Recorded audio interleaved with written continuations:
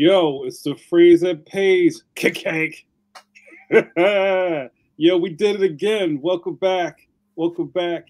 If you see me, Steve, Mike, it must be Wednesday, 8 p.m. EST. 8 p.m. EST. Pencil to Pencil is back. LIVE on your video scope. Welcome back to the live program. Let's do some introductions, shall we? I am your first host, JAMAR NICHOLAS, cartoonist in good standing, on the board of the National Cartoonist Society, Philly chapter chair, and also a graphic novelist. I have a series at Scholastic underneath the graphics imprint Leon Extraordinaries in stores now. My newest volume, Worst Friends Forever, came out last October. Cop it, why don't you? I would be remiss if I did not introduce my co-host, cohort, and co-conspirator. He is, you ready for it? A webcomic pioneer. Dare I say the Bill Bixby of webcomics, walking down that lonely internet superhighway with the melodic tinkle following behind him. He is my good buddy, Stone Cold Steve Conley. Hello, Steve Conley. How are you, sir? Gentlemen, so good to see you. Yes. Yeah, you hear that melodic tinkling. That's definitely me.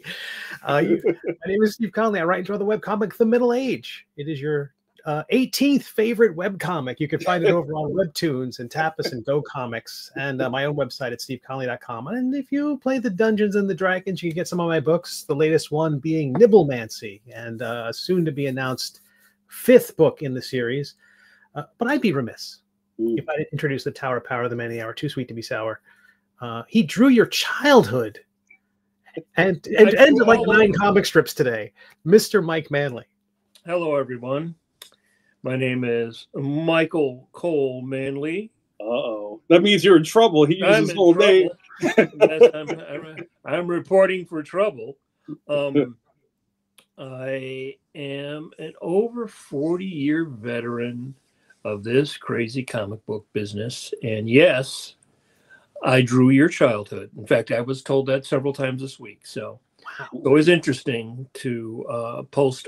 I post a fair amount of old and new stuff every day on my socials. And whenever I post something from especially like the mid 90s, there's a lot of people that are like, that was my childhood. My grandma bought me that comic.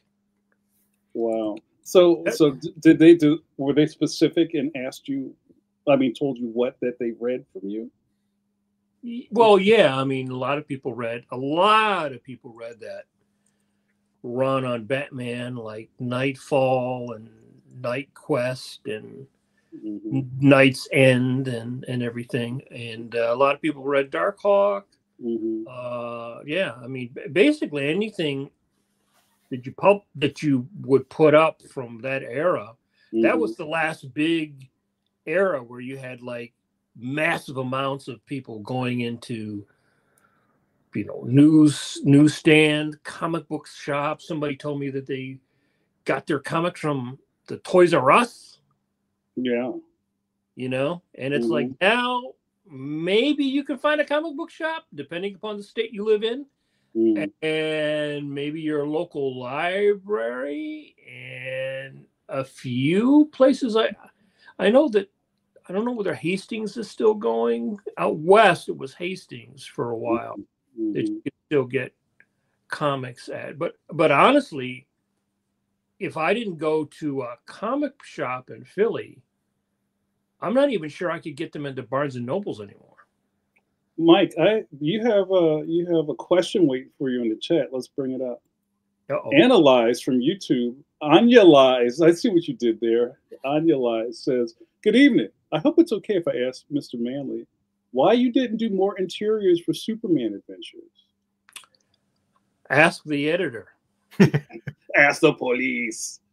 I did that. I did a bunch, and then as I remember, there was a choice between Allaware, the guy who also worked briefly on the cartoon from Brazil, and then me, and then I think the editor chose him, although I did do fill-in issues, and I did like all the covers after a while.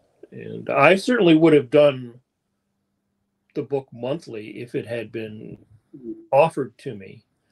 So that's the reason. You know, editors decide. We want this. No, I don't want this. Yes, I want this person. You know, it's very mysterious sometimes why some people are on books, some people are not on books. So, but usually it comes down to, you know, the editor decides, I want you or I don't want you. They usually always want the person they can't get. Ain't that the way? Right? The person that they can't, the person that will never do the book, that's the person they want to do the book. Right. So Anya Lies also says, your art on the covers and those 3 interior pages were the highlight for me. It's truly impressive how you elevated the animated style. So good on you, Mike. Yeah. Well, I mean, I loved, that was outside of Samurai Jack, that was probably my favorite job in animation, although I've enjoyed a lot of different things like Venture Brothers. But I really loved that version of Superman because Bruce and crew, we all loved those old Fleischer cartoons, and I think we amalgamized all the things that we all loved about Superman, from the, you know, the Kurt Swan or in the Schuster area, Fleischer era, all the way up to the, you know, probably like the 70s, even the 80s. There was probably some John Byrne stuff mixed in there with the stories. And I really loved that version of Superman. You know, to me, it really was like the best version of that because it appealed to older people, but it also appealed to kids. You know, and I think Superman is a character that should always appeal to a 5-year-old and somebody who loves the character, even if you're 40, 50. Our good buddy Robert Alvarez, go back and watch that episode, man. I keep referencing it. It says good evening as well. Hello, Robert. It's good to see you again. But yeah, I was telling another buddy of mine today, as you know, sometimes I do some recon before the show night, and I say, "Hey, I'm going to see you on Wednesday, right?" "Oh yeah, man, I'll be there." Because you know we got a really good guest this week. "Oh yeah, for sure." And I said, you know, also you never know who's going to show up in the chat. It's like, you know, it's like who showed up in the club. You have no idea who's going to walk through the door. So we got a lot of luminaries in the chat. Hello, Robert. Good to see you. I see Deep Parson. I see America's Tom Zoller. Look, we're lousy with superstars in the chat. And what was it we said this week? You said that we have 300 episodes now. Oof. Yeah, we have over 300 episodes. Isn't that wild? We've talked to 300 cartoonists. Well, I don't know if that's true. I feel like I've been talking for 300 years. As you know, we do that thing so well. But you know, I want to jump right into it because I don't want to belay the inevitable, which we have a fantastic guest tonight. Hold on, let me get the graphics together. And also, I got to give a shout out. Let's give a tip of the bucket hat to Steve Conley. Stone Cold Steve Conley is the mastermind behind this whole design for Pencil to Pencil. I don't ever want that to go unnoticed. Our logo, Steve Conley. Those graphics for every week, Steve Conley. Second base, Steve Conley. Third base, Steve Conley. So take a bow, Steve. He's our Scotty. All right, so here's another one. ASIA Simone is joining us tonight. We're going to bring her into the chat. We're going to have a very cool conversation about what's going on in comics, cartooning, illustration from a fresh perspective. Because I think sometimes, you know, I dare say maybe you guys get sick of hearing us talk about this stuff. Maybe there's some new ways of spinning this die around. So, all right, you guys, get ready for rendering. ASIA, get ready for rendering. Please welcome to Pencil to Pencil, ASIA Simone. Ping! Hi. Hey, you've been rendered. Welcome Nice. to the show, Asia. Thank you so much. I'm glad to be here. Yeah, I'm excited to talk to you. Your name has been on the winds for a while. I don't know if you're aware of that. In a good way. In a good way. We kind of met like last year a little bit in the middle of last year, but I had been hearing your name for a while, and I've seen some of your projects, and I was like, yo, it's kind of odd these days for somebody to go into a place and go, yo, because there's so much stuff, right? And Mike and Steve and I could talk for a whole episode about how how hard it is to find fresh styles or fresh voices these days. So I'm really excited that you were able to come on. Also, I find out that we have a lot of different kind of points that connect us all together. So maybe we'll just start from the beginning. So and you can tell me if I'm wrong, is your most popular thing right now your Moon Girl project? Yes. Okay. Do you want to talk about that for a little bit? Yeah. Well, it was interesting. So I've said it in other shows, but that was my first deal. So that was the first book that I did.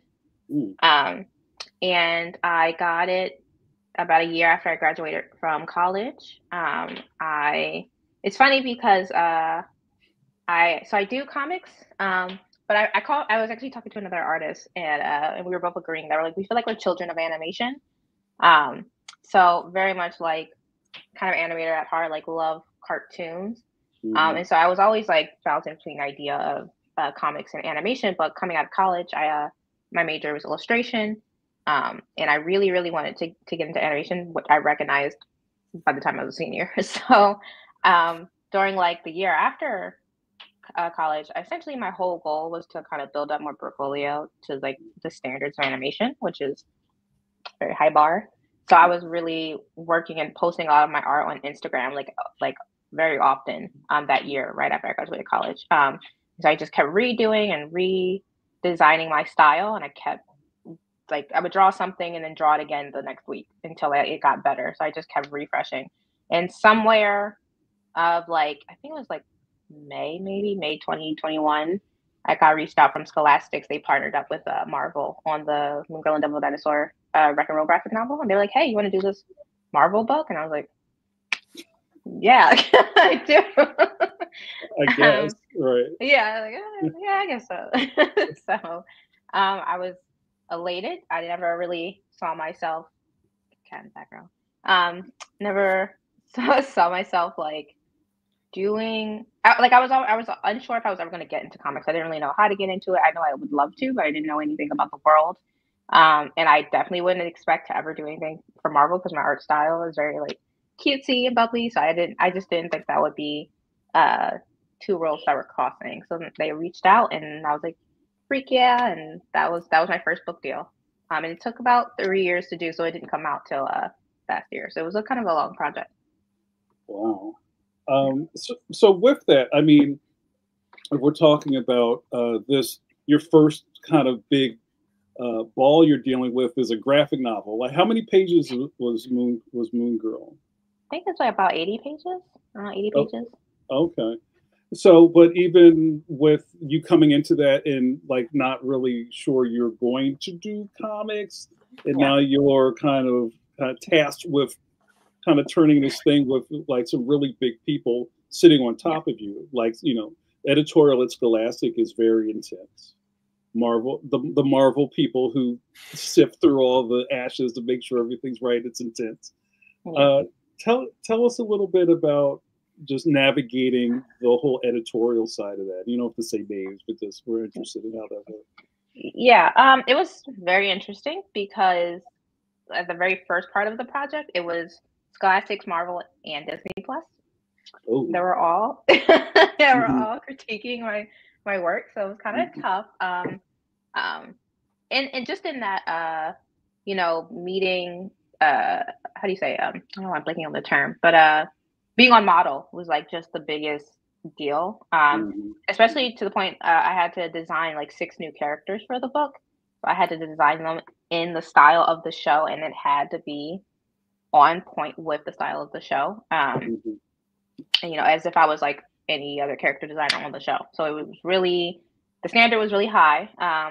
But it was a great challenge. I mean, so, you know, so when I say it took 3 years, like, yeah, part of that is like, oh, there's a lot of like turnaround time and getting critiques. It was going through 3 stages. Like, I think Disney stayed on for the cover. And then once the characters in the cover was done, then it was just left down to Scholastics. They just like moved into the bushes, like, okay, it's good now. They were like, nice. And then they did. So I was like, okay. Wow. So they obviously sent you a lot of material, the model packs and things like that. And because I know that Disney does that with Disney is the one company for sure that when you work for them on one of their properties, you send stuff in and they have people go over the stuff and will actually put it on model, because I've done stuff way back in the 80s where you would do something like if you did like a Winnie the Pooh drawing for Golden Books or something, the thing would have to go to Disney, you know, and that was before the internet, and they would actually have somebody go like, no, the dent on his head is like this. It's like that, right? You know, they correct the but what I'm fascinated by, so you said that you wanted to do the animation and comics, and that's very common, but had you drawn comics? Had you drawn like short stories? Had you self-published your own stuff before that? Not much. Like I did it. Like I always wanted to make a comic book, so I was always like coming up with ideas, and like character design is kind of like, I feel like my feed is always characters, because it's kind of what I end up getting to is character design. But you know, I did maybe like a short story or 2 in college, a few, but no, not really. Not by that point. I really didn't do comics much at all. Yeah. So I'm really interested in that, because you know, besides being on model, which can be challenging, but also you have a model. Like, okay, I know what this is going to look like. Yeah. I know what all the characters look like. I know what all the backgrounds look like. They give you the whole pack.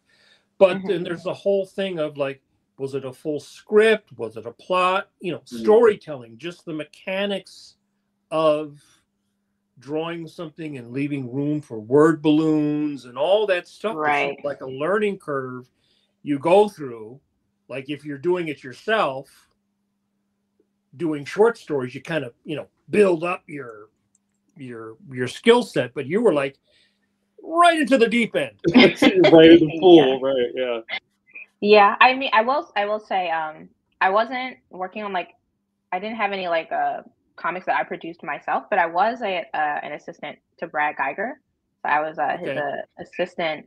Yeah, in the I think it was my junior year of college. So like I kind of had like an understanding of like making comics, and you know, he gave me the ropes and like expectations and like kind of with the way he does it. So I had an idea. But yeah, I was pretty much thrown into the deep end. But you know, like as soon as I got the job, like, you know, I was doing a bunch of research. I was looking at all the other Moon Girl stuff, and I was looking at how panels are broken. Let's see, right? How the panels are broken down, and that really helped a lot. But I will say, you know, for being honest, I will say, so I did first chapter, and after first chapter, Marvel was like, we're just gonna put in a layout artist in here, and I was like, okay. So that was interesting, but I still okay. At first, I was like, man, I don't want to do this. But then once I started like working with the layout artist, I was like, I'm learning. I see. I understand. Okay. So I was like actually learning a lot on the job. I mean, I will say I think my art skills kind of skyrocketed working on Moon Girl, because again the standard was just so high. Down to the backgrounds, like there's just, I mean, I really wanted it to look like the show. So I like was collecting thousands of images of like New York City, Lower East Side, and like I really was putting as many details into every page as possible. So I feel like I was really grateful by the end. Like it was a long and a bit frustrating project throughout the whole time, but I was really grateful by the end because I really did learn a lot, and I really feel like it set me up for doing comics beyond that point. Okay, yeah, no, that's where, you know, we talk about craft here a lot. That's really what this whole thing's about. Yeah. And also about like what's behind the curtain. So just, you know, starting off, it's such a kind of like a high bar. Were there any, and I don't want to try to make you feel like small, that's not what I want to do, but were there any points where you're like, holy shit, I think I bit off too much, or anything like that? Or did you feel like supported through the whole project? I think I felt supported. I think, yeah, I think I felt supported. I think I felt confident, you know, yeah. I tested, I got it. And then, you know, they gave me so much material like that. I would say that's probably also a big part of it. I literally did get so much. I got an entire design package of characters and backgrounds and objects. I got access to all of their animation files. So I got to look at the rough storyboards. I got to see the show before it came out. Like, I got pretty much everything I could need for that project. So like, it was really hard to feel insecure about like what they were looking for, because I felt like they gave it all to me. That's fantastic. Yeah. So kind of with that, and something that we've been touching on lightly here, and it's getting more interesting as we go along, because kind of like if you think about cartooning and columns, like we have comic strip, you know, like our strip artists, and that's a whole thing. And then there's comic book artists, and there's, you know, people in the middle. Now we have like traditional publishing, like middle grade graphic novels and things like that. It's interesting that the languages are super, super close, but they don't always sync up. How do you feel like you'd be really comfortable in the graphic novel space, like the traditional publishing space? Have you been thinking about comic books, like periodicals or animation? Like where is your mind leading you these days? That's a good question. I mean, to be honest, I want to do all of it. If I'm being honest, I want to do all of it.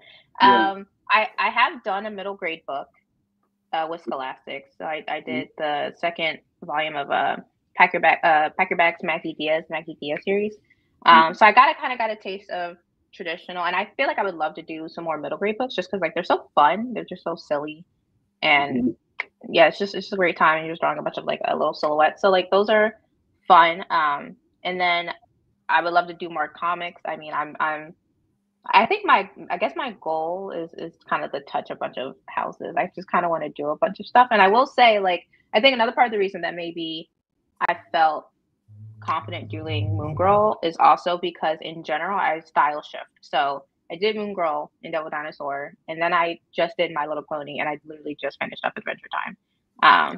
So I kind of like bounce around a lot. So I'm kind of like just excited to see like what I can touch and what else I get to play around with. And I would literally die to do anything for animation. I really want to storyboard. So yeah, I kind of just want to be in all those lanes if possible. You mentioned animation as an influence. What animations are on your biggest influences? Well, as old as possible, things like Tom and Jerry.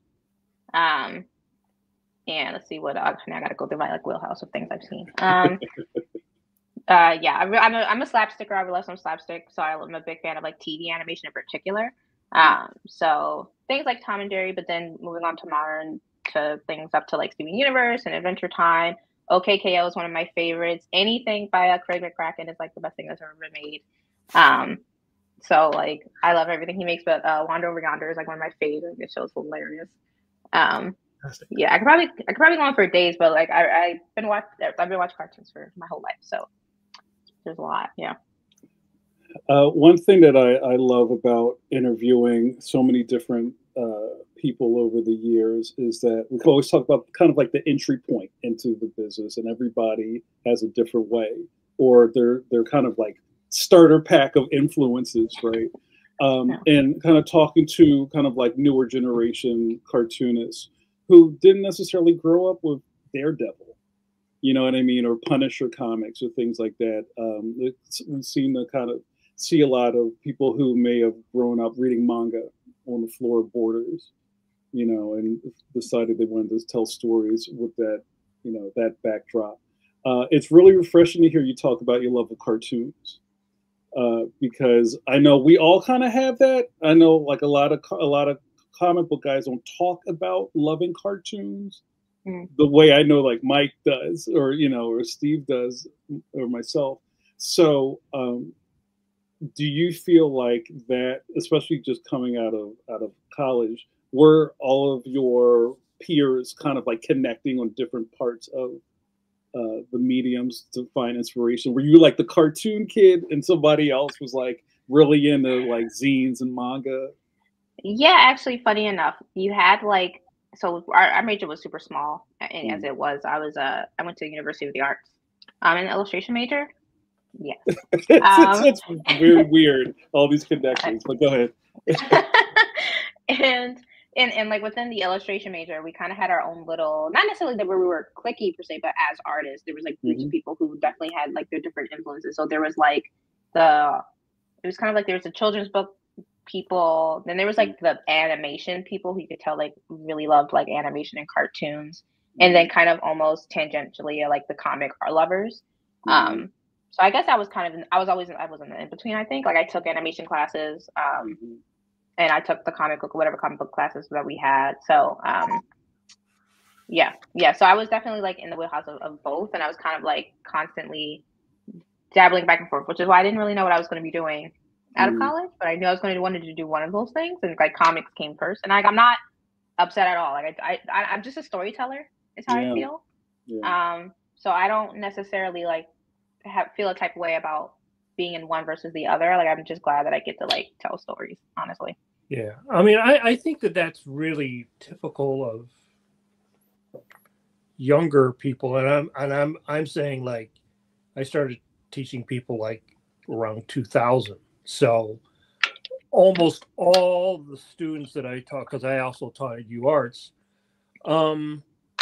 there's not the demarcation. You sort of have like you had the regular show people, and then when like Steven Universe comes out, you'll have those Steven Universe people, or you had the Powerpuff people, or you know, like whatever your little 5-year window, 6-year window is. I can see that going back, like you know, and there's not. I think it was more typical to be separated if you went the further back you go, because there was not as much crossover. You sort of had like the California people that did comics that lived in California, and then they also sometimes did animation. But the New York guys and gals didn't do so much animation because the animation was mostly California, right? So now it all blends. You know, you've got the people that like Bruce Timm style, or people that like Gendy style, or the people that like Naruto, or whatever the freshness is within that, from the time you're like 12 to 15, because that's usually when you say, I want to be an artist. Yeah. Right. Because everybody watches cartoons, but then there's that point at which you go like, I want to make cartoons. Yeah. Yes. Right. Yeah. And whatever's really popular in that 4 or 5 year window, it's like you have so many versions of people who were like Ninja Turtle fans, but there's like, what, 4 versions of the Ninja Turtles now? You got the live action. 46. Right, yeah. There's like so many versions of Ninja Turtles. So which Ninja Turtle era do you come from, you know? Yeah. I wanted to talk quickly, Asia, about mentorship or menteeship. There's something that we talk a lot about on the show, as about, you know, kind of passing down knowledge to new generations of cartoonists.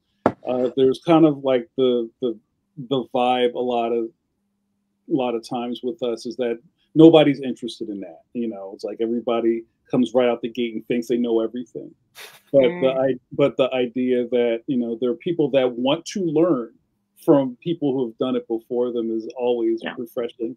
And kind of, you might be like a unicorn in that sense, that I know there are a lot of, like, there are people who are like, oh, I work with Asia, or Asia's, you know, on my team, or Asia's great. And just that network, I haven't said any names yet, but that network is so important to this.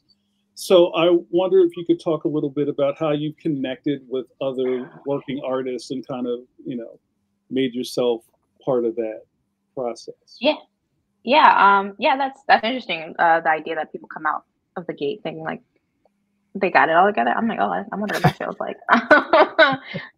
But I kind of see myself as, well, first I'm just like a hungry artist, and I've always have been. So I always see myself as a student, and as soon as I see someone who knows something that I don't, who has something figured out, I'm like, please, like, if you teach me one thing, I'll be grateful. And I will say, like, I kind of telling on myself a bit, I kind of make it a point to like collect people where I'm like, hey, come over here, help me out. Like, let me learn.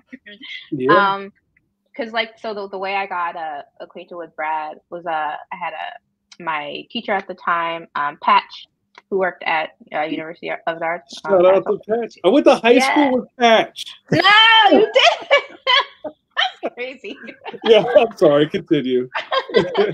Yeah, I got acquainted with Patch because I did like a summer program at UArts, and then so he knew me since high school, and then I got in. But he was my teacher in junior year, and I like ran into his classroom, and I was like, Patch, I need a summer job. Like, just has to be something art related. I don't know. I don't care. Help me out. He was like, Brad. I was like, yes. I don't know what he does, but yes, thank you. I'll take it. And he sent me contact. He was like, he doesn't want to work with them. Like, reach out. He's like works with students. So I reached out, and Brad was super receptive, and I met him, and it was just kind of golden from there. Like, we got along really, really well. And Brad's a bit picky about who's in his studio, so it worked out. But, yeah. No, we had a great time. And I just love learning. So like a student, like same thing with Ray Heights. I met Ray last year at Rose City Comic-Con. And he was very, I was asking him a bunch of questions. I was like, what do you think I should do about this? And like, he was just, being helpful and wanting to give info. And then he was like, you know what? I'm just take you under my wing. And I was like, thanks, Ray. So yeah, I'm always like when I had a talk at Cal State Long Beach. I was doing it for my friend, kind of like mentor, kind of Kim Dwinell, who did Surfside Girls. Yeah, and I spoke to her class, and it was about like how do you get from college to professional, like how do you do that? And I talked about networking, and my one thing I said was like, as soon as you meet someone, you need to put them in a category, like either they're your friend, your coworker, your mentor, something. They got like put them somewhere. Just because I think like networking is such a big deal, but just making connections. And so like kind of like first off of like talking with people, I'm like, can we be cool? If not, that's cool. Can we be coworkers? That'd be great. But like if you're willing to help, like I would love to learn. So I'm always like down to be someone's student if they let me. I know people are busy, but there's always like those people out there who are willing to give back. So I'm like, if I could be a student, I would love to be. How I feel. I have so many questions that I'm like my hair is getting blown back because it's kind of like we talk about this stuff so much, and it just seems like something that like and Mike talks about personality a lot on the show, about just like you have to have a certain kind of makeup to do this. And what you've been talking about for the past couple of minutes is just kind of like you get it, and you'd be surprised how many people do not get it. You know what I'm saying? Yeah, I really think that is the most. When I was younger, I used to think it was skill, like drawing or whatever. But actually, I think now the most important thing you have to have is you have to have the right kind of personality, because if you have that, all the other things sort of come out of that, right? Like you're saying, being nice, being friendly, being open, asking that teacher for the summer job. That's a specific kind of moment. That's a wonderful moment. Yeah. And a lot of students don't do that, or they don't know how to talk to an adult or talk to a professional. It's almost like you could teach a class of like how to talk to people, right? Because a lot of artists are very shy, and a lot of artists are kind of awkward. I'm right here, Mike. That's really hurts. But it's really, really, really important, because you can You can blow an opportunity, or you can gain an opportunity. And the one thing about comics and anime, and especially animation, I think even more so than comics, is that you make those connections and you work on a show.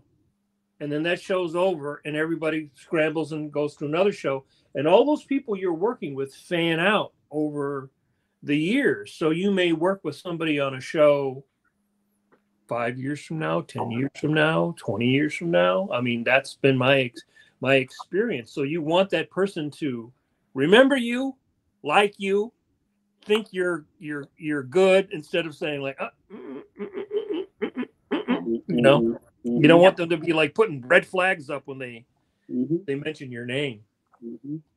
And go ahead. I'm sorry. Go ahead. Well, I was just going to say, I think the best thing artists can do, like, if not anything, because, you know, I had like some students ask, like, you know, how do you network when you're awkward and blah, blah. But I think the best thing you can do, as at least as a rule, is that you should be telling people who you are. Like, what do you want to work on?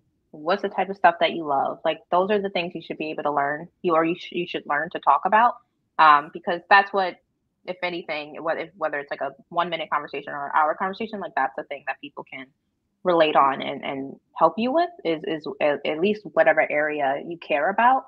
You know, they can point you to the right direction, or maybe they're one of those people. Like sometimes I've asked, like, oh, I really want to do this, and the person's like, I do that. I'm like, oh, hello, hi, I didn't know that. And it kind of works out from there. So I think like being able to express your desire as an artist is probably the best skill.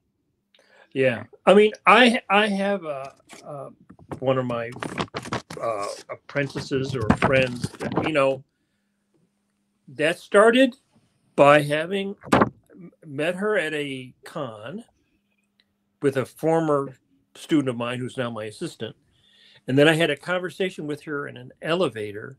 And then that led to eventually to her being my apprentice and my student. So, and it all starts with your passion. Oh, have you heard about this artist? Oh yeah, I love that artist. Oh, I love this things, because we're all like that. That's how we connect. You know, you go, oh, I love and that was, oh, I love Mobius. And it was like, oh, love Mobius. That was like a big thing. So you're right. And artists are pretty sensitive in order to be an artist. So I think, especially if you're older, you can remember somebody being younger. You can remember your younger self, and you can remember people sort of being shy. And like when you're with your artist friends, you can talk about art, but to the average person, they know you're an artist, but they don't really get inside baseball, as they say. So yeah, that's we could do a whole episode just on that. And it was really interesting you brought that up, because you have, like you said, you have other people coming up to you and asking you advice, kind of like, you know, I see you out there doing your thing. How do you kind of put that together to make that work for you? I've said in several different ways that even if there are parts of you that are shy or awkward, or you're introverted or whatever, and it's something that you just can't maybe physically do yourself, you can figure a way around it. You know what I mean? Like, so I'm glad to hear that even people are asking that question, because it's on their mind, right? Like, I know I need to do this. Yeah. I cannot do this. Help me figure out how to do this. Speaking of that, I wanted to ask you, Asia, real fast. I have seen that you are pretty heavy on the convention circuit. Yeah, well, I just started. I got here. I'm new. So maybe can you talk about that? Because I know that's also like another kind of like entry point into the business. It's like somehow you have to cobble together a calendar to figure out when the thing is coming. Should I be at the thing? I don't have money to get to the thing. What am I going to put on the table? Can you talk about your entry point into tabling at a convention, or how you got there? Yeah. Yeah. So essentially, it was kind of coming up to the release of Moon Girl, and I don't know how I know. I don't know if I had people in my ear. I don't quite remember, but I just knew like, oh, I have to get into conventions. Like, I didn't know anything about conventions. I didn't really go to them. I didn't know who was there. Mm-hmm. I didn't really know protocol. I didn't know anything. But I was like, I just know if I have a book coming out and like I want to keep doing this, you know, I want to network, I want more deals coming in, like I have to go to these conventions. I just know I have to. And I'm trying to think, my first show was Heroes Con.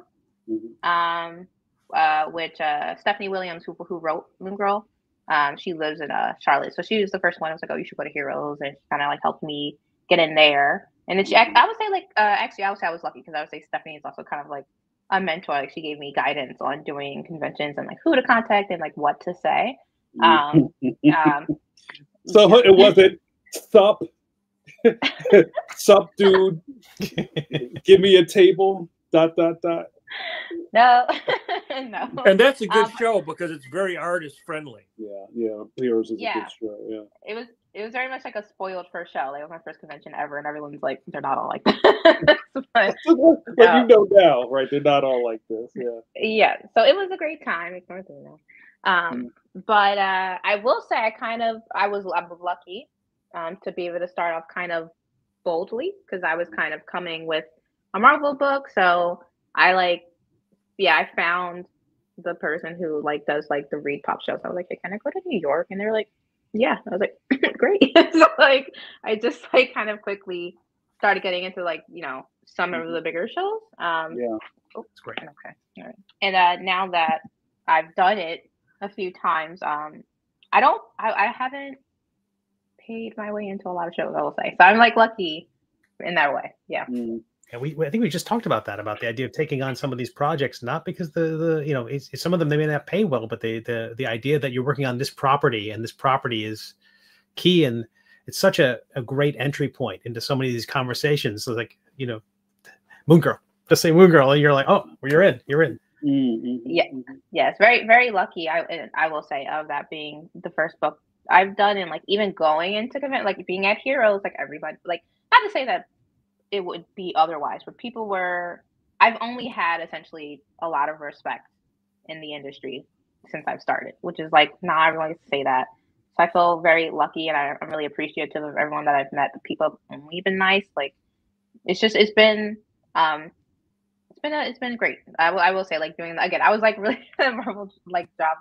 Doing the Moon Girl book was like a long process, and it was, I'll just say, frustrating in a lot of ways. Yeah. But you know, I just kept telling myself, I was like, it's okay. We're gonna get through it.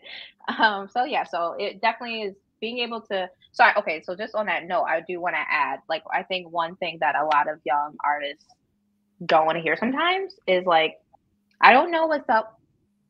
I don't know. I don't really relate to the artists that have a bunch of stuff they just don't want to do.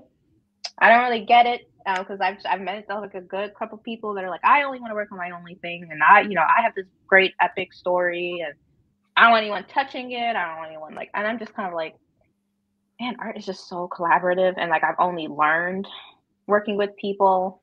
You know, it's fun.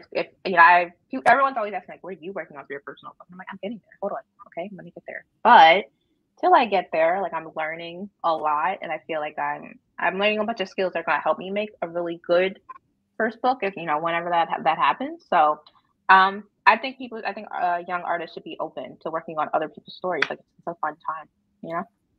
Well, it's also you get paid to learn. I mean, that's the thing, is you're getting paid to learn your profession, right? And that is something that's really you can't beat that, right? You can't beat getting paid to learn. And that's also a difference. What you're talking about is a difference between animation and comics, because one person can do a comic, one person cannot do animation, right? I mean, Bill Plimpton or somebody can do it, right? Yeah. But animation is a collaborative medium in a way that you don't necessarily have to when you're doing comics. But the thing about it is that you also learn to communicate with people, and you have to be open to communicating with people and taking a critique and giving a critique in a positive way, learning to work with with, like you said, you're working on the Scholastic thing. You do your thing. You do your sweat equity. You work your thing out. You send it to Disney, and they go,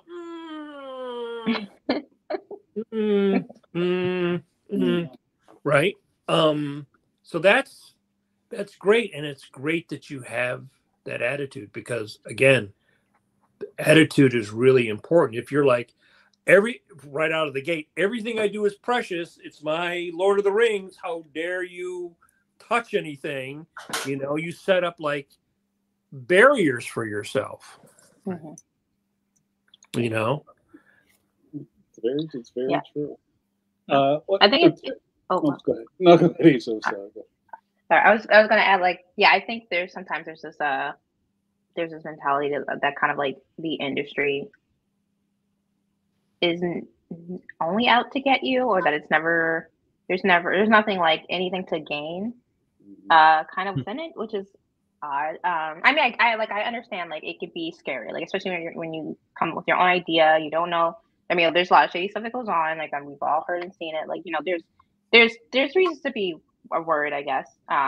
But just that, like, even working with editors, I mean, I appreciate it when editors, I appreciate editors who, are competent and have like good artistic intelligence and can tell me when something needs to be fixed. Or, like, that's like, I appreciate that. Like, I think that's a great skill to have as an editor. They can catch it themselves before, it even gets that far, you know what I mean? Before it goes down the line, and you got to do all these like tweaks and stuff. So I think, like, everyone that I interact with at any level doing comics, I feel appreciative that we can have that type of collaboration, and I can learn something, whether it's from an art director, an editor, from a layout artist, to whoever's writing. Like, I get to read the script and see the way they're putting scripts together, and I think that's fascinating. There's something to learn from that if I want to make something of my own. There's a really great point that I want to go back to. Loving your confidence and the way you speak about collaborating, and even just being open to critique. And we haven't talked about school in a long time, but I think for the most part, a lot of the people here who watch the show taught or teach or have some sort of like connection with teaching. And I think if there's a major takeaway from going to art school, it's learning how to take a critique. And being in kind of like modern classrooms, and please tell me I'm wrong on this. My last period of teaching was kind of like, okay, it's Friday, we're doing crits, put your stuff up. And the students would just go, oh, and it was very dramatic. And, people would go running, screaming out of the room or whatever. But it's like, do you know, not you personally, but do you know how important being able to take criticism without being defensive, and also being able to give a crit to someone else in your classroom besides, I don't know, I really love it. It's just really fantastic. I don't know, the yellow is really sending me, like, no, give me something real that we can talk about. So when you were in school, how were you kind of handling having, peer critiques and class critiques?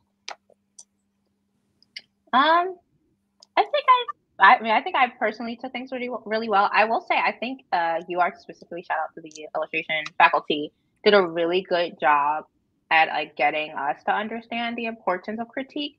To the point where I'm just, because I say it because it's kind of funny, to the point where, like, if you didn't like critique, we were all like, what? You don't like critique? Like, we thought it was weird to not like critique. That doesn't mean that, like, no one was sensitive about it. Like, you had your people who were, some were more sensitive than others and blah, blah, blah. But it was like, I think it was really instilled in us just how important critique was. And also being able to take it from the teacher throughout a project, like a teacher coming in and checking things out and being able to give critique on the spot. Like, that was a big deal. And I will say another thing, it's just kind of funny to think about that. Like, when we, our senior year, we had to pick who our senior teacher was. So we had like 4 people to choose from. And kind of who you picked kind of came down to like how you liked getting your critique, pretty much. So like, for example, like Patchell was like the very like sweet and like understanding, like very like he always like gave like very like nice and like friendly critique. So like, if you like that style, like you would pick him. We had a teacher, Adam, who was just like very like to the point, very blunt.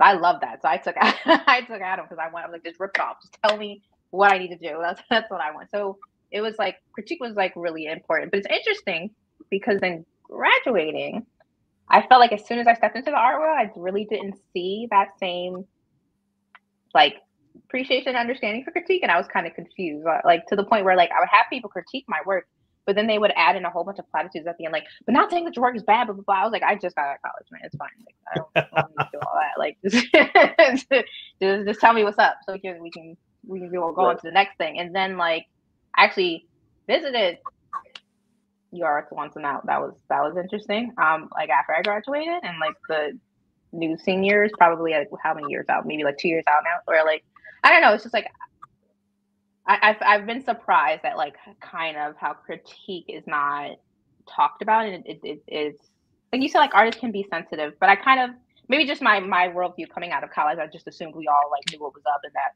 we were just ready to kind of get like things like shredded and like move on and do the next thing. I thought we were all there, and then I was like, oh, okay, not everybody, okay. So that's been interesting. Yeah, it's funny because I always would tell the students that the critique is a way of me transferring my knowledge to you, right? Like here, everybody's got a bunch of problems. Everybody's on a different level of skill-wise, and there's nothing but a series of problems. And the critique is a way of me transferring my knowledge to you to help you achieve your goal. Once you leave the womb of the school and you go out into the real world, you don't always get that. You turn something in and they may go, well, this sucks. And they're not going to tell you why it sucks or why they're not happy with it. Where, in school, we're there because we want to help you make it better. We want to say, well, this isn't working. Here's some solutions. I would draw over people's stuff on a piece of tracing paper so they'd actually have a lesson that they could take, right? You can redraw it in your own style or whatever, but would try to explain it in a visual way, not just like, well, I got your samples or I got the job, but I don't really like the way that's looking. That's so vague. You get a lot of vagueness in the professional world sometimes. So, because not everybody in a position of critiquing your work has a vocabulary to express what it is that they like or they don't like. It's easy to say, I like it, but it's not always easy to explain why you don't like it. And so I always said that I felt that the critique was a way, and I felt the same way when I went back to school, that I opened myself up to the process of the teacher critiquing me, even if I didn't always agree with it, because the point is to take in the information. Later on, you can always say, well, I don't agree. I don't want to do it that way. But yeah, so it's good that you found people that are like that, because those people are like really important to your trajectory as an artist, especially in the beginning of your career. Well, I was going to say that, like, I think, like, I get it, people, especially artists, I think all of us are like, have this attachment to our art that I don't think a lot of people who are not artists get. It's really easy to kind of feel like you and your art is the same thing. But I will say, like, for the people who want to do art full time, like, that is a different type of beast. You know what I mean? Like, it's not the same thing as like being a hobbyist. It's not even the same thing as getting a job here and there every once in a blue moon. Like, if you want to do this full time, then you have to take into consideration that you're competing with so many people. Not that there aren't enough jobs for everybody. I personally think there's enough jobs for everybody. But in terms of like whether or not an editor is going to look over your work and pass you or work with you, like, that's going to come down to like your craftsmanship and like what you're bringing to the table that someone else isn't. So like, that's the other reason why I kind of get shocked when I run into artists who maybe like struggle with taking criticism, because I'm like, I mean, you're out here trying to compete and trying to like do this for a living. Like, it's not easy. So, if you want to get better, you want to be able to compete with these people that you love, like, you got to learn how to get critiqued like them too. Asia, now? Did you say, are you teaching currently? Yes, I'm teaching full time currently, but this is my last year teaching full time. Oh, well, I was going to say you give off really good teacher energy. I hope my students hear that. Because it's funny, it's just like we guys talking about critique, like that's something I've struggled with, is like explaining how to give criticism in an art class to, I teach high schoolers, like very like sensitive age. I will say I'm a bit on the blunt side, so I'm not always like the best, or like they think I'm ripping on their work. I'm like, no, it's great. I'm just trying to help you out. But it's hard to teach at that young age. Yeah. High school is rough all around. Steve, do you want to ask Asia some questions? Yeah, we have a few questions that are coming from chat. But then this happens whenever there's a guest and people are just caught up in the conversation. The questions kind of slow down. But we have a few here, some lovely ones. Let's start with Mr. Brad Geiger from YouTube. May should talk about any projects that she has on the horizon. That's a good question. Can I don't know if I'm kind of in like the infancy stage of a lot of stuff right now, so I don't really know. Like every time I do a podcast, I'm in the exact same spot where I'm like, should have asked me like maybe like, I don't know, a month or something ago. But like right now I'm in like the infancy of a few projects. So I don't know if there's anything I can talk about quite yet. It's like nothing's quite set in stone. So not yet. Okay. I can't talk about anything. Right. But there's what's coming out. I just finished Adventure Time Best of Buzz issue number 2.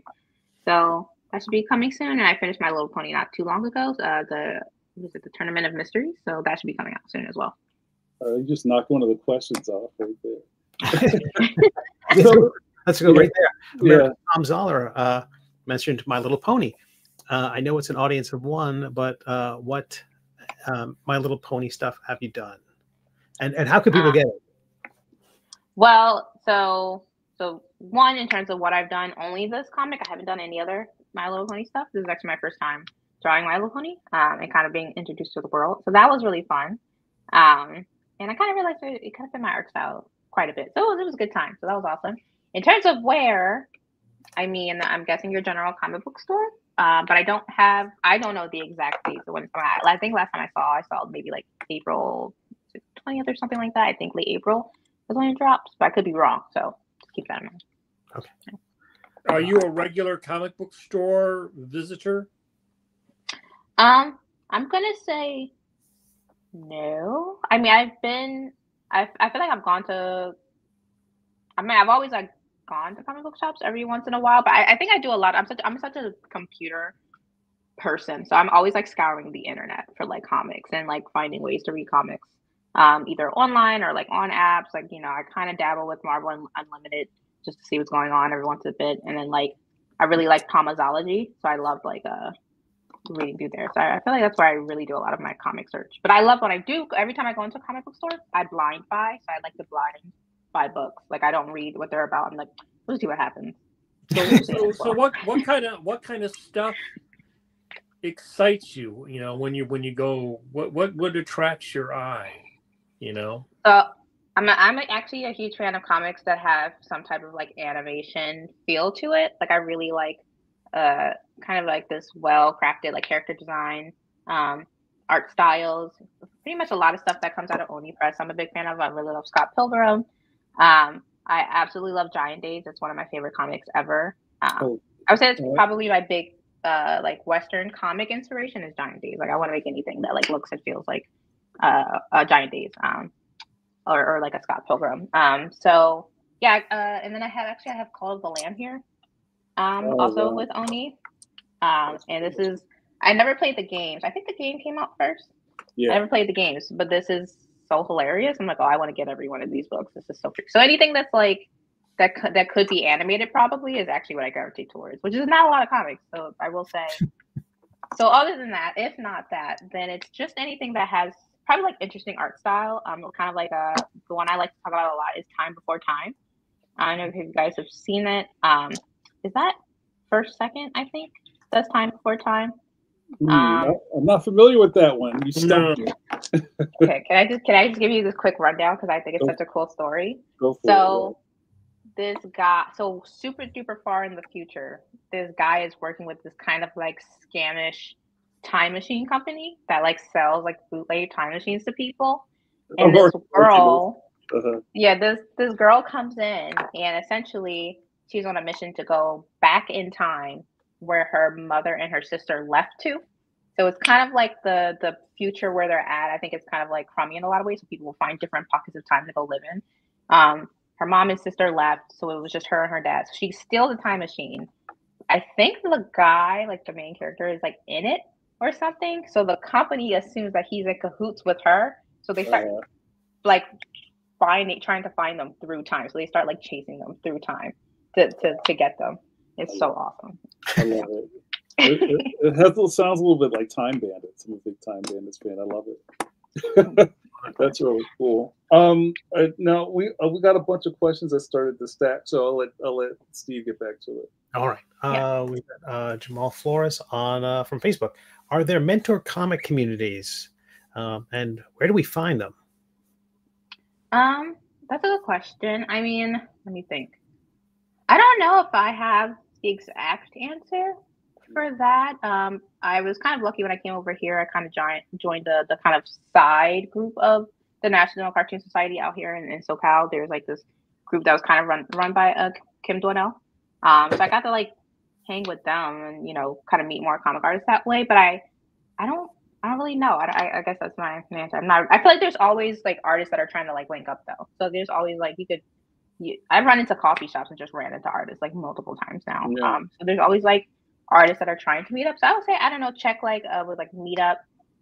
If you're have any art schools, or if like if you can join any like figure drawing classes, like anything that's in like the arts world, I would say try and like salvage around there. Like Philly is like a good city for like artists, you know, and same with like LA. So yeah. I have I'm sorry, Steve. I didn't mean to cut you off. I have a sidebar question that you somehow found yourself in the NCS, and we've been talking about the National Cartoon Society since I kind of put my whole foot in the society, and I wonder how you was that just like the group you stumbled upon were a bunch of people who were already in the NCS and they're like, hey, you should consider joining, or was that something you were looking for? Like, how did you connect with the NCS? So the way it started was that I had joined actually SCBWI, Society of Writers Book or Children's Books Writers and Illustrators, and I have a friend that I met there. His name's John. He was like, "Oh, I'm part of this group. They call like Kook. It's like kind of like group cartoonists that meet up like once a month." And I was like, "Okay, that sounds awesome." And so I went, and that's when I found out they were like this kind of like unofficial side branch of like National Cartoon Society. So so that was like my way in, but I only became like an official member like just these past maybe couple months or so, maybe sometime last year. Yeah, that's very cool, because a lot of time I feel like I have to kind of educate people to what the NCS is, and they're like, wait, what? You know what I'm saying? So it was refreshing to hear that you're already a part of that. So that's cool. I'm sorry. Go ahead, Steve. Oh, no, that's great. We've got Studio Sky Tiger on YouTube. What's the most challenging project you've worked on so far, and why? Oh, that's a good question. No pressure. Well, it's funny because I feel like every project I worked on, I've had like the most intense time ever for completely different reasons. We kind of talked about Girl Devil Dinosaur, but then My Little Pony, I was actually working on it at the exact same time as I was working on Adventure Time. If anyone needs to hear it, don't do 2 comics at the same time. I don't know why I thought that was a smart idea. Don't ever do that. That was the worst decision ever. Work looks great. I got to work out, but like, oh my goodness, I wasn't sleeping. So there was that. And then the Maggie project, I kind of joined in late, and ended up doing about like 300 drawings in like 2 months. So I don't know which one of these are the toughest. They've all been pretty tough. If I had to pick one, they've all been pretty tough. That's a good answer. Probably. All right, I'm gonna say probably My Little Pony, just in that I wasn't expecting it to be so intense. The art, like, I don't know what I thought I was getting into, and then I started working on it, and I was like, right, it's not just ponies. There's also this very detailed fashion and hair, and there's like crazy levels of architecture in My Little Pony. I think I would have felt that it was less intense if I, again, wasn't working on an entire comic at the same time as I was working on it. Because I would say Moon Girl was pretty intense in that way, but I had so much time. So it didn't feel as bad. But My Little Pony was like, I thought I was just drawing ponies. There's so much to do. I'm sorry I keep jumping in the middle of this. I keep like sidebarring this thing. What was, now you have a 3 years kind of like roundabout working on Moon Girl and then going into kind of almost monthly or kind of like seasonal, occasional comics. I'm not exactly sure the timestamps on the other books you were working on. Did you feel like that was that? Did you enjoy having not a lot of time to get something done versus too much time to get something done? You know what I mean? Like, can you talk a little bit about the differences in timing on these projects? Yeah, I'll definitely take the too much time. I'll take the too much time for sure. Yeah, I feel like these past few comics, and again, not necessarily because of the nature of the comics themselves, just because of the timeline I put myself on, we're really learning a lesson about relaxation and breaks and like how to take care of yourself as an artist. I was like, oh, stuff does matter. Okay, I've seen that now. Yeah, I would say, well, like I said, one, don't ever work on two comics at the same time. It's never a good idea. But in terms of like the timelines, like it was kind of like, it felt frustrating again going through Moon Girl just because like it was my first intro to the, you know, the industry, so I didn't know what was up and I didn't know what to expect. So I was kind of surprised with how long things were going, but like it really, none of Moon Girl felt hard to do for that reason that I just had so much time. Even if there was a time crunch, it just did not feel as intense as my other few projects have been. I would say like, if you're ever coloring on a comic, you need as much time as you can get. I don't care how simple the comic is. That was also something I come to learn. Like I like to color, but you know, these last two projects have been the only comics because I didn't color Moon Girl. I colored My Little Pony and Adventure Time, so it was my first time coloring, and that was interesting. I was like, I see, I need as much time as possible because this is why you don't do two comics at the same time. So what were your? What was your work day like? How did you pace yourself? Because you said you're also teaching. So how do you break down your day? Are you a morning person? You're a night person? You know, like how did you? Because that's a really important stage we all go through where we sort of like figure ourselves out. How do we work? And when do we work? When do we work well? Because you get to that point, like you say, where it's like, this is hard. I mean, every job is hard on some level. If you're doing a good job, right? It's always a little bit hard, but you know, you're learning that working under stress. So how do you work your day out? How do you work around that? I don't know, man. Any like nook of like time where I could do art, I was drawing. You know, I teach full time, so that was tough. So, you know, I get into school. I need to start teaching at 8:30 and kind of get out around like 2:20. And if there was a pocket of time where I wasn't instructing, you know, my students were working, I'm like in the corner, like trying to like hurry up, get this page done. But then I would go home and then work for the next like 5-6 hours to get through the pages, and I kind of did that every single day, and like I didn't really take weekends off. I just kept like, if I had time, I mean, you know, I would try and give myself a break, but and there were days where like, you know, I need a break or I'm not working today. But when you have, the thing is, what I came to learn is that when you have so much to do, those breaks don't feel, they're not restful. Like they're not doing what they need to be doing because you just have so much to do regardless. You know, like if I take a day off, okay, that's fine, but then I need to do double work the next day anyway because like I have so much to do that I can't really find any other way to make up for it. So like I feel like my goal now that I've gotten past these other two books is like, okay, how do I breathe while working? And it's kind of part of the reason, honestly, why I'm not teaching again after this school year. So at the end of May, I'm just going right back to Philly, coming from California, and I was just like, I can't, because then doing comics and then doing conventions. So I was taking off of work to go to a convention, come back just in time to be able to start teaching again, to then do comics every single day. Like I just did not have breaks. So I was just like crashing, and I'm like, oh yeah, I can't do all this at the same time anymore.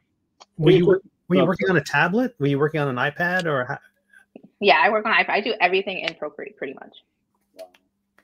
Excellent. Steve is Captain Procreator out here. So. Yeah. Good job. You want to ask something, Jamar? Yeah, I was going to ask about you know, again, I'm not trying to like dial down on your age, but it seems like, and I wish we were more like this, the younger generations understand this thing called self-care. I've heard that's a thing that the young people are into. And I wonder how that like clash up against you being so busy. I know all about having a guilt nap. You know what I mean? It's like, I guess I have to close my eyes, but I'm not enjoying this. You have your troubled sleep. Fitful sleep. So like, so how were you balancing that? Like, man, I have zero time to not be at this desk, but I know that I'm falling apart. Like, how were you handling self-care? Well, I'll say I wasn't balancing great. I mean, therapy's great. If you can do therapy, please do therapy. So honestly, like I was like coming to the end of my books. I'm gonna say this because I think it's funny. I was talking to my therapist, and I was coming to the end of my books, and I was like, I'm almost done my work. She's like, great. What else do you have to do? I was like, well, you know, I'm gonna move in 2 months, and I need to pack everything, and I got conventions going on, and I got to do a couple covers. She was like, Asia, I thought, what are you doing? Where's the break? And I was like, well, it's not a comic. I was like, I'm just doing a comic. So, like, I will say, like, you know, I feel like a part of the reason why I've gotten where I'm at is that, like, I'm a very much a hard worker. Like, drawing, I will say the lucky thing for me is that drawing is therapeutic. So I'm not one of those artists that are kind of like sludging their way through it. And not even any judgment to them, because I just think there's different types of people. But like, because even when I'm like on a break, which I kind of am now, I'm actually on spring break, so I'm school this week. And so even on my break, I'm drawing just because I find it fun. But like, I've actually had to like schedule in rest, because I didn't realize that I wouldn't even rest if I wasn't making a conscious effort. And then my therapist was like, all right, Asia, we have to schedule in rest. I was like, is rest a whole day? Is that like a whole day thing? And she's like, Asia. Tell me more about this rest you speak of. What is this sleep you say? Have you fallen asleep drawing yet? So, okay, wait a second. The last 2 days of me working on I accidentally pulled like almost a 3-day, like all-nighter, like staying awake, like just to try and get these last pages in, because like I was already past my deadline, and I was like, I need to get these done. So literally, I was on the phone with someone, and I was like doing this. You're doing the nada. I was like, I'm almost done. That's where you earn one of those like little badges, you know, for your, you know, for your blouse, you know. You don't remember drawing it? Oh yeah, the phantom line when you wake up and there's a scribble. Yeah, where you wake up and you're like, you were drawing something when you went to sleep, and you wake up and like, what the hell is that? Yeah. So like, I would say no one should ever get to that point though. Like, that's the problem, is that it's not healthy ever to be at that point. So if you think you're getting there, the lesson should be you need to do something else. Something's wrong, do something different. And, you know, for me, that's like not teaching at the same time. So at least that's part of it. Well, you know, but everybody goes through that. I think everybody goes through those periods of I've done that, you know, 3 days in a row with no sleep, and then had to take the job to New York and dropped it off at the art director's house on a Saturday and went back to Penn Station, sat down and passed out, and somebody picked my pocket. So I've never heard that one. Everybody has gone. Now I don't do the all-nighters anymore, especially in the last year. I've decided that I don't do that anymore. But I did that for a long. That was routine, you know, especially when I was like in school and working and teaching. So too much, you know, yeah. But so you know, you're learning your physical limit, which again is different for everybody, but that's really important to know that. Yeah, and I'll just have to add that, like, I also have like ADHD, so like not resting, not sleeping, like that only exacerbates the problem. So like memory is already bad. I don't need to like forget anything else. You know what I mean? So like I need to like so yeah. So sleep's important, and I just want to answer your question specifically. Like I'm a morning person, but what I came to find out pretty quickly in these past like few years is like I'm a morning person, but I like my morning slow. So I want to wake up and just go at a snail's pace for hours. Like I don't want to work till like noon if I can help it, just because like I want to enjoy the morning. And so that's why like, you know, I can't wait to see. This will be my first time kind of going full time as an artist this summer and kind of seeing what that looks like. And is there a way to, you know, my therapist said like, oh, if you're like a working person, a working woman, like you should really sleep like 10 hours. I'm like, I wonder what that would be like. That would be interesting. Wow, 10 hours. Yeah. That's like being a mummy. Yeah, that's great. So, all right, Aja, I want to keep going with the questions because we're running out of time. Yeah. Look at this. Right. How did this happen? Go ahead, Steve. You have the floor. Thanks. All right, we got from YouTube, B Knight 36. Love your mindset. Did you do conventions before Moon Girl? If so, do you have any tips on how to do a con with a book that's not out yet? I did not do conventions before Moon Girl. But if you're going to do a convention before a book's out, I don't know if I'm the best person to ask, but at least from like what I've seen from like other artists, probably making. I guess I feel like I mean just making cool art of even like what's to come out, or anything you want to get people excited about. I feel like cons are just one of those things where like everyone's finding their own language. You know, like what sells, what works for them that people want to see from them. I would say social media can be a good kind of like a a way to kind of gauge what your audience is interested in. There's been like, you know, things I've posted that I'm like, I think this is fantastic. Everybody's like, I don't know, whatever. And I'm like, okay, then I give them something that's like, this is cute, and they're like, oh my gosh, it's the best thing ever. I'm like, okay, cool. And like, and, you know, but that can help in terms of like if you're wondering like how do you do conventions and like what is it the people if people like your work, the people who like your work, what do they want to see from you? Like that could be a good way to gauge, I think. That's great. Thank you for the question, B Knight 36. We've got D Parson. Hello, from Facebook. Is there a comic/animation IP you dream to work on? That's a really good question. God. I would love to do anything for Scott Pilgrim. That's great. Fantastic. Yeah. Nice. Yeah. Thanks for that question, D. Studio Sky Tiger, Hunter x Hunter, or One Piece? I'm assuming that's or One Piece? Yeah. Yeah, or One Piece, yeah. Why is he doing this to me? Okay, it's One Piece, but I love Hunter x Hunter. Like I've rewatched Hunter x Hunter probably like close to 20 times now, and I'm not exaggerating. I keep rewatching it for just cause. But One Piece is my all-time fave. Like I would say One Piece is like my big anime inspiration for my art. Yeah. We didn't even talk about manga or anime. We talked straight about like Tom and Jerry cartoons. But I love anime. I'm a big anime fan. and the character design in One Piece is just all over the map. It is so wild. I don't know. I sing Brooks' sea shanty all the time. Yeah, what Amani Latif on Facebook. Hello, Amani. As an instructor, have you gained a perspective that lets you see where the future of the industry, I guess, or industries are going?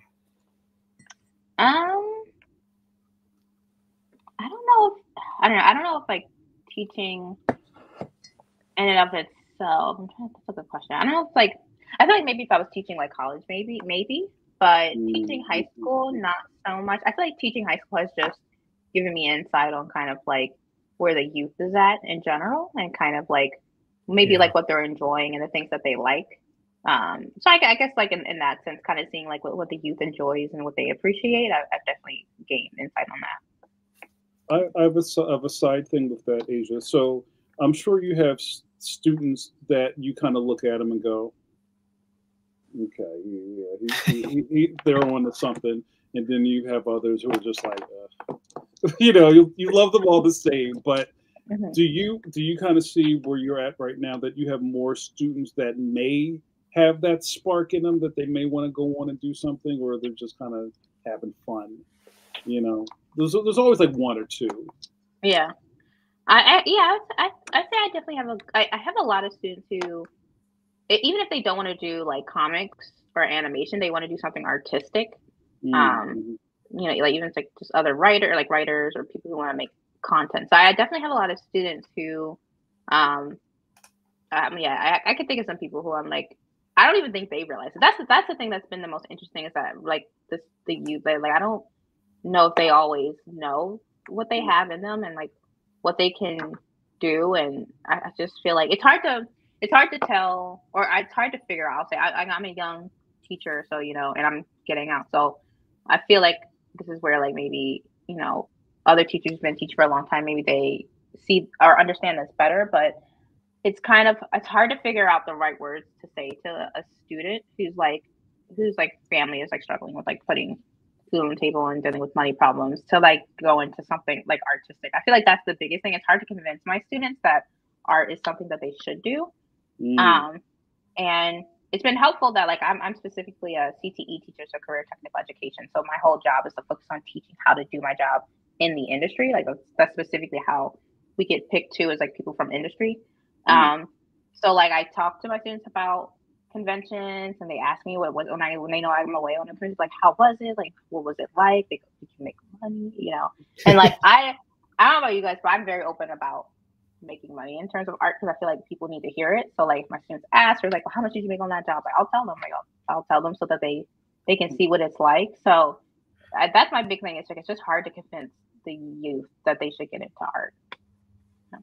But you know, it's really important, because I taught a high school class too, and I always felt that even if, let's say 95% of the people were not going to go on to be a professional artist, you attune them to seeing the world and appreciating things that will enrich their life, even if they're not a professional artist.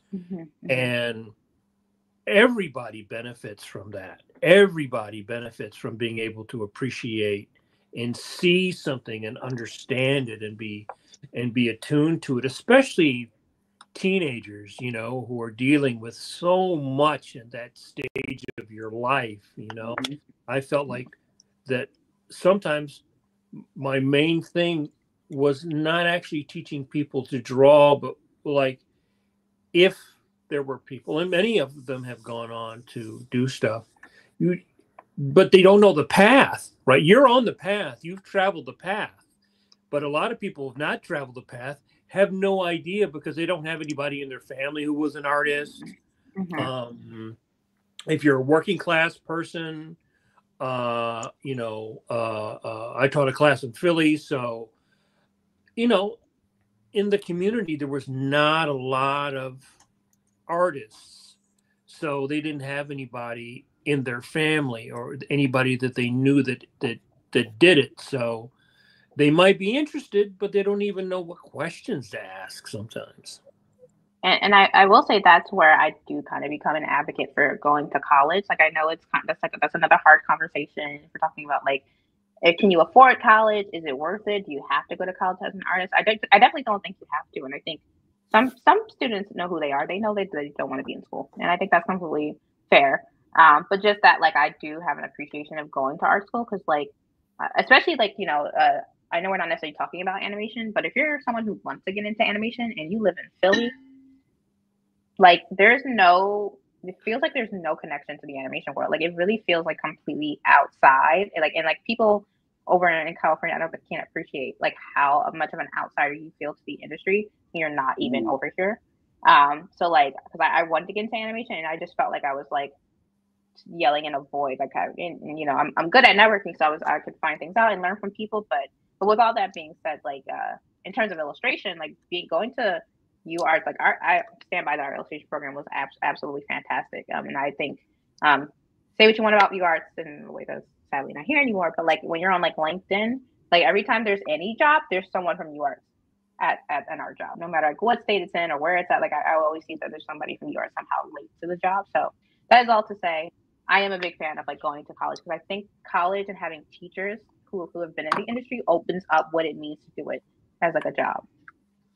Yeah.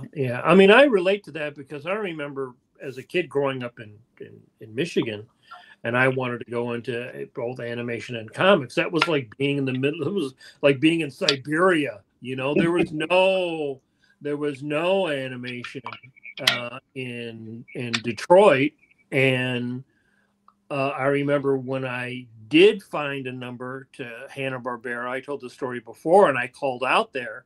It was my senior year in high school, and I talked to some grizzly old bastard on the phone, and he's like, "You don't want to work in animation, kid. It's a shit business." So I was like, oh, okay. So it was like I couldn't go from, Detroit or Ann Arbor to live in Los Angeles because I didn't know anybody there. It's like it seemed like such a daunting thing. So like, yeah, if you're in LA, it's like there, like it's like right around you. Yeah. We're gonna start wrapping up. Asia, I say this every week. Where'd the time go? We just breezed through an hour and 30 minutes. So we're almost done. So thank you again for hanging out with us. I think it was really you said that like a dentist. We're almost done. We're almost done. You're gonna feel a pinch. You're gonna feel some discomfort. That's what feel some pressure. You feel some pressure. We have thanks, Amani. Amani always has very astute things to say. We have another question here from our good buddy Eternity Forever, and we didn't talk about this yet, Asia. So we'll end on this. Influences. Eternity wants to know: are you in any way influenced by Carl Barks, Jeff Smith, or Walt Kelly? So, do any of those people influence your style? Comic masters? Probably not, but only because again, like I'm more, like I said, I'm more of a student of animation. So like I will say my comic knowledge is not. I hope that if any podcast don't please ask me about my history of comics. I'm going to embarrass myself. So. And I gotta say another thing that might be interesting. So I definitely like appreciate like the more I like learn about comics and comic history and like seeing new artists. Like I definitely appreciate like what I get to see and like experience and the kind of what they bring to the table. Mm-hmm. But again, as a lover of as like an animation child, a lot of old comics don't do it for me artistically.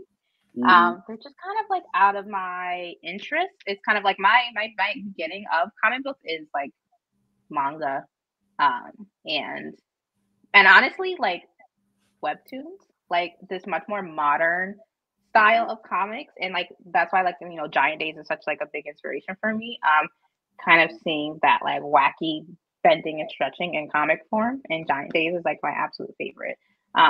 So yeah, but I don't want to say like no, they don't inspire me, because art kind of constantly inspires each other. So I don't want to say like just no. Yeah, I think all three of those were. They were all three animators, right? Yeah. Can I look them up real quick? Yeah, sure. So like Jeff Smith did Bone, and then Bone is also Jeff is really influenced by Walt Kelly, who did Pogo, that Steve is holding up. Right. Yeah. Oh wow, you got Walt Kelly was a Disney animator. So yeah, I mean the thing that's why I'm still gonna say probably not, though, only because I think it's like just an older generation of like even animation that I haven't, and I wasn't like I read Bone a bit when I was younger, but it wasn't like my artistic inspiration, if that makes sense. Yeah. So like more of like more like I think my love for slapstick comes from like Tom and Jerry and like Looney Tunes and stuff like that. But in terms of like my art style, it's things that are a bit like of like the 2010s, I would say. So that's also interesting that you connected with Brian Lee O'Malley's stuff, because Scott Pilgrim is a very cultural, explosive cultural touchstone from the last 20 or so years, you know. And every time we talk to Brian, he's just kind of like, yeah, it's kind of a thing. I think it's so interesting. Well, so you know what's interesting too, because as you get older, you will find that I think your taste broaden out, because my taste, most people, your taste broadens out. So there might be something that doesn't necessarily appeal to you at a certain stage that will later appeal to you.